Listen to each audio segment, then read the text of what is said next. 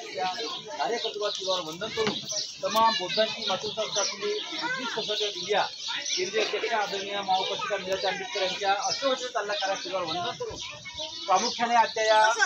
52 कडक जयंतीनिमित्त या लोखंडावासियात लोखंडा गावामध्ये प्रामुख्याने सर्व शीलसंपन्न बौद्ध उपासक तथा उपासिका आवर्जून की ज्यांनी नवचैतन्य या ठिकाणी तरुणामध्ये निर्माण केलं असे आमचे जिल्ह्याचे जिल्हाध्यक्ष देवाभाऊ हिवराळे, प्रामुख्याने वंचित बहुजन आघाडीची संपूर्ण टीम, परंतु एक आगळा वेगळा कार्यक्रम या वासियांनी या ठिकाणी आयोजन केलं होतं। सगळी तयारी या ठिकाणी झालेली आहे, परंतु एक दुःखद घटना या ठिकाणी झाली की आमचे प्रवीणभाऊ हिवराळे वयाच्या जेमतेम 35-40 वर्षातून आपल्यातून निघून गेले।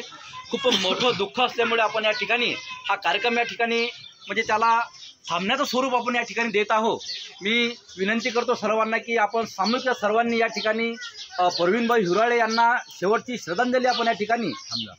देण्यासाठी आवर्जून उपस्थित झालेला आहात। मी विनंती